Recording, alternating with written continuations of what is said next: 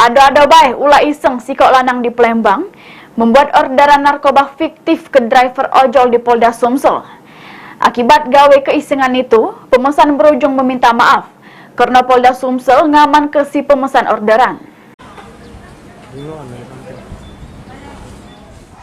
Atas ulah iseng orderan fiktifnya, dari Christian Wahyudi pun membuat video permohonan maaf ke driver ojek online Maxims di gedung Ditres Narkoba Polda Sumsel.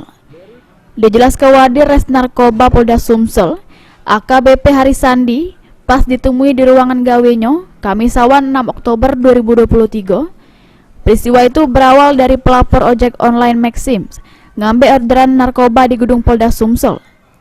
Kemudian diantar ke sesuai pesanan ke Taman Polda dengan biaya antar Rp25.000. Sang driver pun ngambil orderan tersebut.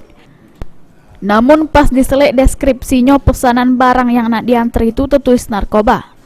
Karena takut, driver pun membatalkan pesanan kemudian melapor ke kejadian itu melalui aplikasi bantuan polisi. Dengan cepat anggota langsung menanggapi laporan itu dengan ngaman ke si pemesan ke kantor Ditres Narkoba Polda Sumsel untuk melakukan klarifikasi sama permintaan maaf. Assalamualaikum warahmatullahi wabarakatuh. Saya dari Christian Wahyudi dengan ini meminta permohonan maaf kepada pihak kepolisian khususnya Polda Sumatera Selatan karena saya telah membuat orderan fiktif melalui aplikasi Maxim yang berupa pengambilan paket narkoba dari Polda Sumatera Selatan ke Taman Polda. Saya melakukan orderan ini hanya semata-mata iseng belaka. Saya menyesali perbuatan saya dan saya berjanji tidak akan mengulanginya lagi. Atas nama pribadi, saya memohon maaf yang sebesar-besarnya. Terima kasih. Wassalamualaikum. Dibaca deskripsinya, ternyata narkoba. Pesanan narkoba.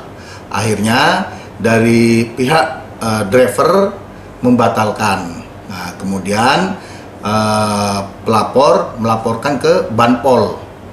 Banpol yang lewat online yang disiapin oleh Polda Sumatera Selatan. Kemudian kita menindaklanjutin, merespon laporan masyarakat. Kemudian kita